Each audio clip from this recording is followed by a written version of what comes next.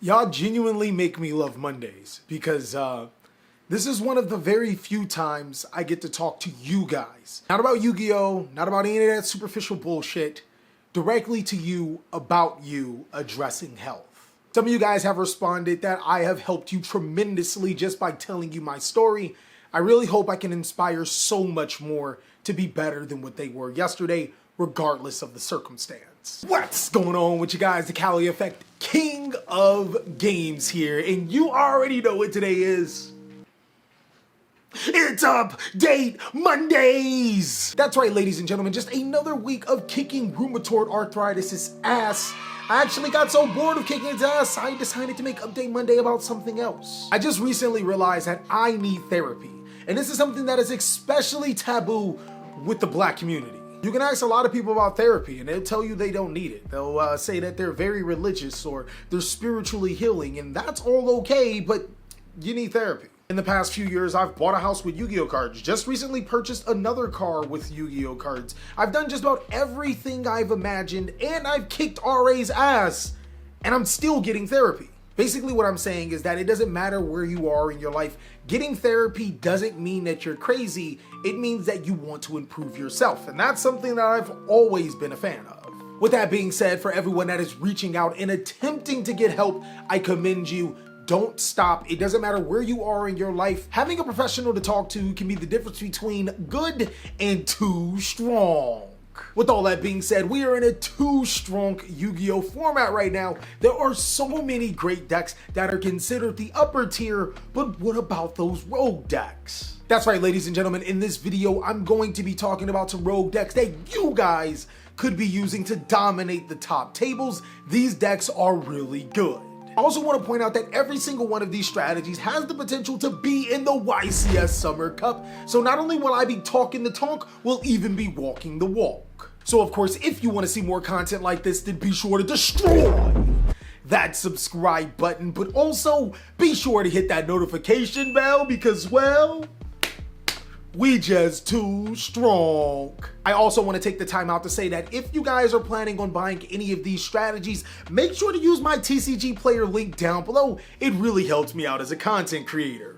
So with all that being said, let's jump on in and talk about some of these top rogue decks. First strategy I want to talk to you guys about is a strategy that seems to disappear in and out of the meta. Not gonna cap, it is fairly reliant on what is the top meta deck and if it's dependent on its typing, but zombies are amazing.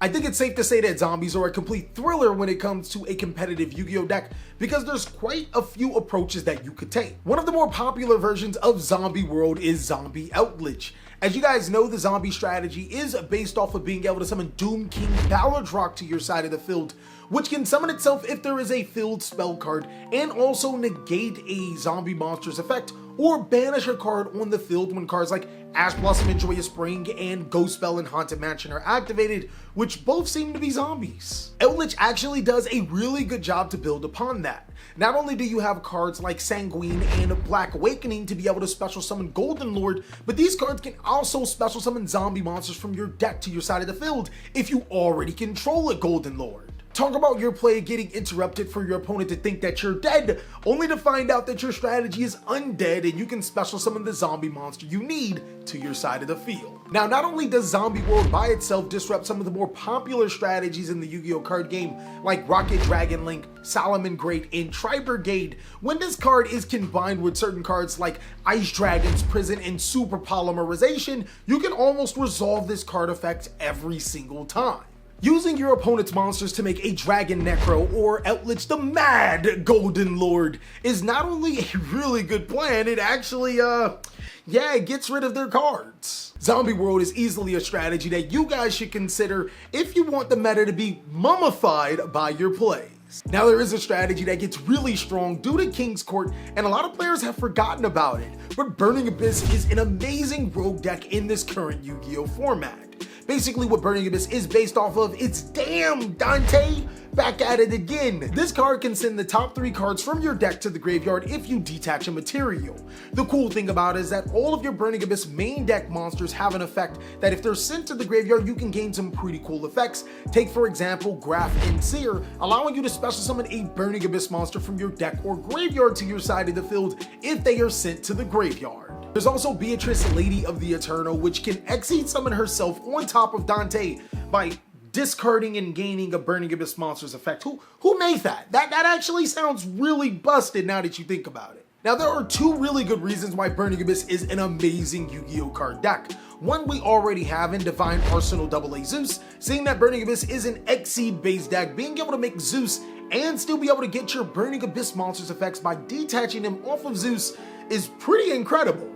But the thing that makes this deck ridiculously hard to deal with will be the new Utopia F-Zero Draco Future monster that comes out in the King's Court set. Utopic Draco Future is everything you want when it comes to Soldier Boy and Future ever making content, but Burning Abyss can make this in 2 Yu-Gi-Oh cards. So yeah, all that Dryden mommy getting banned, yeah, Burning Abyss loves this card too. Burning Abyss is an incredible Yu-Gi-Oh deck that plays the resource management game just as good as some of the top decks in Yu-Gi-Oh! This is a strategy that I feel is going to be one of the better decks, especially post King's Court. Another strategy you would be amazed by is a deck that fits in so many other strategies. Amazement is a deck that made its debut in the Lightning Overdrive set and is fairly powerful by itself or mixed with other decks. The Big Daddy boss monster is Amazement Arlecchino, which allows you to special summon himself anytime a trap card is activated. It's an Altergeist Multi-Faker except generic. Another cool thing about Amazement Arlecchino is that when your opponent normal summons or special summons a monster, you can equip an attraction trap card like a base attraction Horror House, not Whorehouse. Horror House is a Book of Moon, essentially flipping your opponent's best cards face down, or it can be an infinite impermanence if you equip it to one of your Amazement monsters. Its other monster that we currently have in Amazement Comica actually has a really cool interaction. It can quick effect attach an attraction card from one card to another. Take for example if your opponent has a monster like Red-Eye Dark Dragoon, because the effect of Comica doesn't target, you can actually attach the Horror House to the Dragoon and flip it face down. That's pretty cool. I mean, a lot of players already feel that you're a whore for playing Dragoon, might as well just send them to the Whore House. The best part about Amazement, as stated before, is its versatility. You can play this strategy with other great rogue decks that can compete in this meta, such as Subterror, Altergeist, or even Trap Tricks, and still have great results. You will be stuck in amazement on how much energy I put into these videos, and you might not even know it. That's probably why you have such a great attraction to it. Ayy. Now maybe playing a ton of traps just isn't your thing and you're looking for something that's just a little bit different in the anti-meta department. You notice that DD Crow is very powerful in this particular format, so you decide to actually go with something that could play a ton of DD Crows, or a ton of DD Crows. Infernoid is easily, hands down, one of the most slept on rogue decks in this format. I understand that if you didn't jump on an Infernoid train when it first came out, it's fairly expensive, but boy, let me tell you about this deck. The Infernoids have a really interesting summoning method. You can special summon these monsters from your hand and sometimes the graveyard by banishing Infernoid monsters from your hand or graveyard. The amount is listed on the Infernoid card to summon these cards to your side of the field. The drawback behind these monsters is that you cannot additionally summon more Infernoid monsters if the rank or level on your side of the field exceeds the level or rank of 8. Like, links don't exist. You can summon a horde of Infernoid monsters to your side of the field, use their effects, and link them off. Take for example, Infernoid, Deviati, and Anuku not only allow you to destroy all monsters, spells, or traps respectively on their side of the field, they allow you to tribute monsters to be able to negate the activation of an opponent's monster or spell or trap and banish them. There's also all of your other Inferno monsters which can tribute monsters on your side of the field to banish cards in your opponent's graveyard. In a graveyard heavy format, you can kind of see how you can turn up the heat with this Infernoid strategy. Now, if somebody ever told you that tributing only applies to you, they would be correct, but not for Infernoids. Layer of Darkness allows you to tribute your opponent's monsters as if they were your own, so imagine being able to tribute their monster to banish a card in their graveyard. Infernoids are that spicy. Infernoid is one of the most awesome rogue decks in this Yu-Gi-Oh format that has been underexplored. I think that it's a really good strategy and something that I've been trying to get in the YCS Summer Cup, maybe this time around. And the last strategy I have a ton of faith in because I know it's a top competing deck, just not a lot of people play it. Earth Machine can dig yourself out of any particular situation because it's a really good grindy deck. Now if you guys want a comparison for Earth Machine, it reminds you of Dragon Link. Except Dragon Link's got hit by the Forbidden List, so Dragon Link might remind you of Earth Machine now.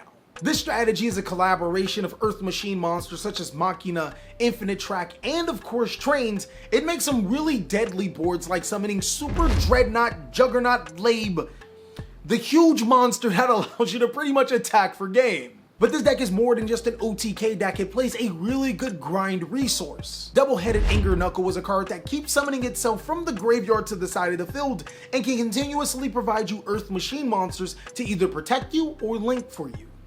Or exceed for you. Pretty much do whatever you want. Not only is this one of the strategies that can hard make Divine Arsenal AA Zeus, it can actually attach materials to it due to the effect of Heavy Forward, and of course, our favorite card, Infinite Track Goliath, which makes it indestructible too. If you decide to play this strategy, you can genuinely unearth some gems. It can keep up with some of the top decks in the meta, and it out-resources just about every single Yu-Gi-Oh deck in the meta. Well, that is all that I have for the top 5 rogue decks this format. Of course, there are obviously a lot of good rogue decks in this format, and that's why I'm gonna need you guys' help. I want you to post down below in the comment section what are some other awesome rogue decks you could be playing. Also, I'm gonna need you guys to check out these videos for more TheCaliEffect content, as I'll catch you on the next one.